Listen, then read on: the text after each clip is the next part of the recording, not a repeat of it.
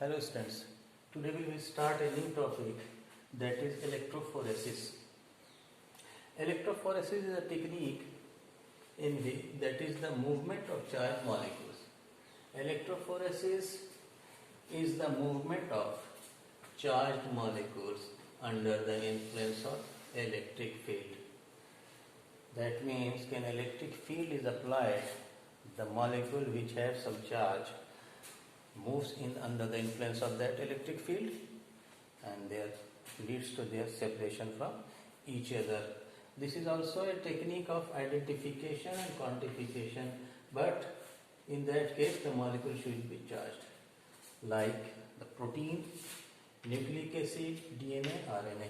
That means electrophoresis is a technique of separation of charged molecules like protein, RNA and DNA that leads to their identification and quantification.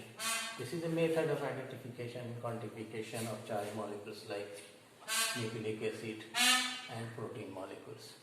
There are two basic types of electrophoresis, that is moving boundary electrophoresis. The moving boundary electrophoresis takes place in a liquid medium, in a test tube, that is in which the medium is a liquid in which the charged molecule moves and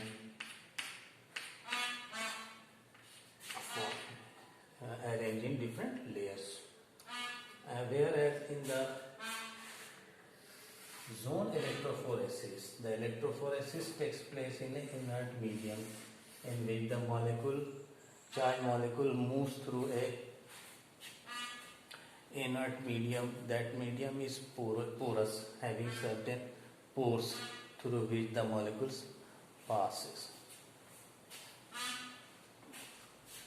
That inert medium may be a paper molecule, that may be a paper moistened with some buffer.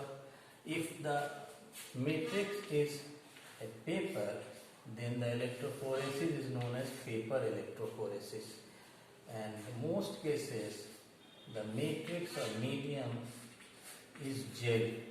In that case, the electrophoresis is known as gel electrophoresis. In gel electrophoresis, we will discuss the components of gel electrophoresis. First is an electric gradient, development of electric gradient or a development or generation of electric field which exert a force under which the charged molecule moves. And the second one is the movement under the influence of this electric field, the movement of the charged molecule. And third one is the matrix or medium. The electric gradient E is described by the equation that is E is equal to V by T, where V is equal to the voltage applied.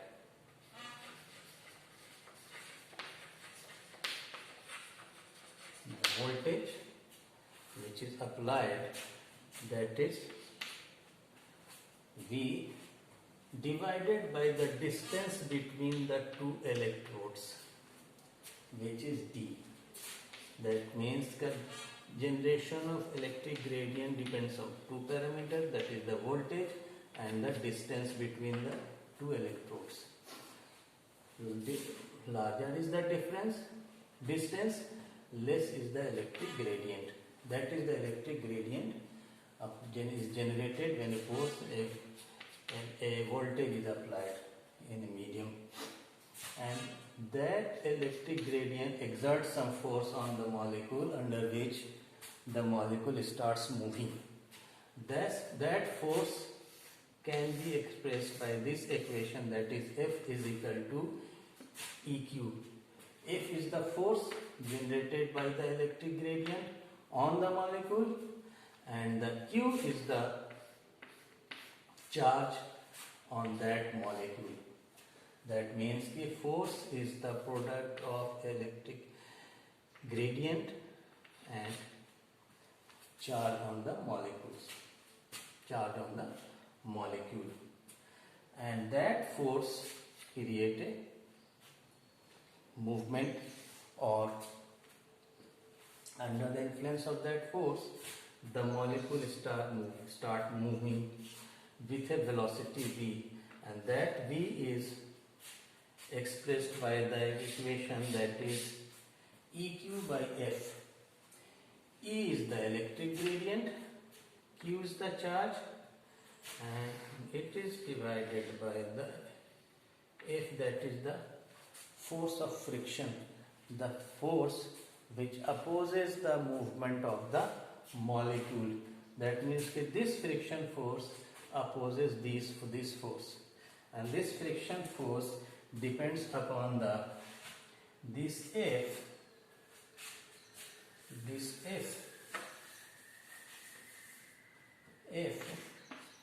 depends upon the size and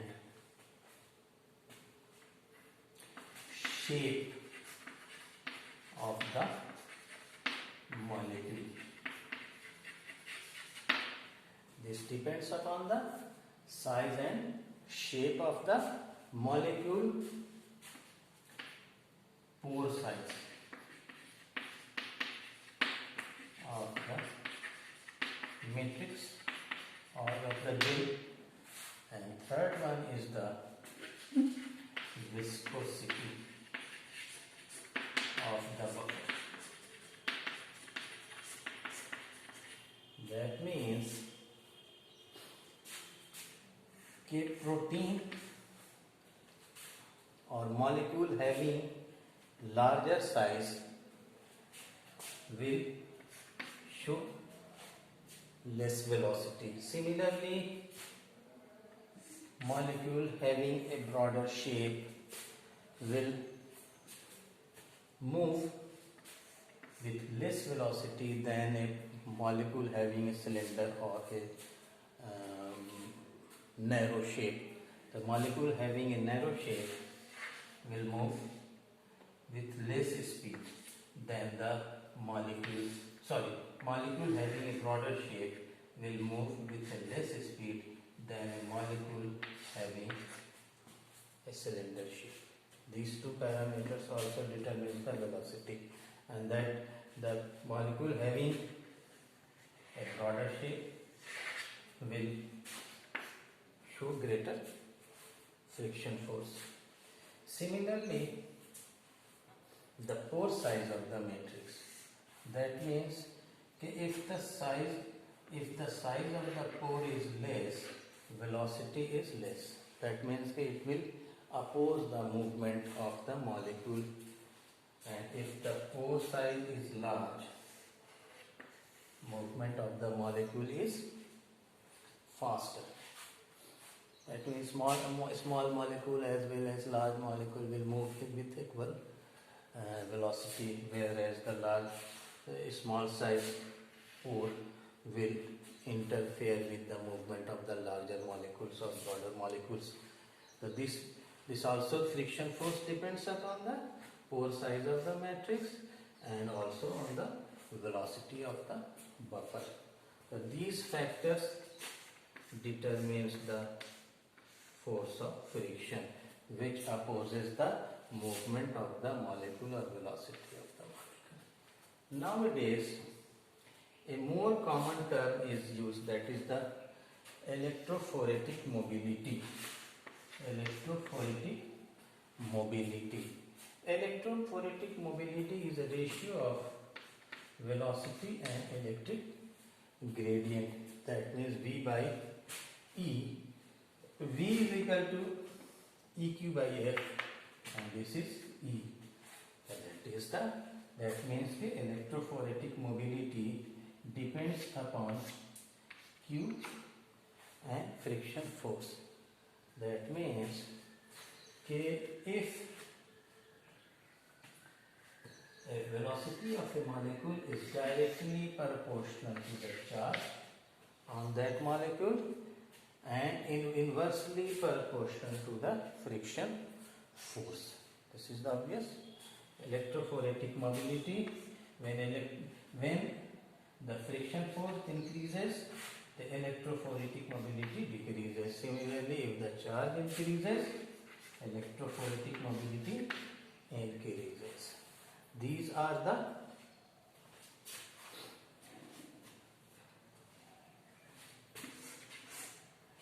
movement of the molecule and electric gradient. The next is the medium or the matrix that is made of gel.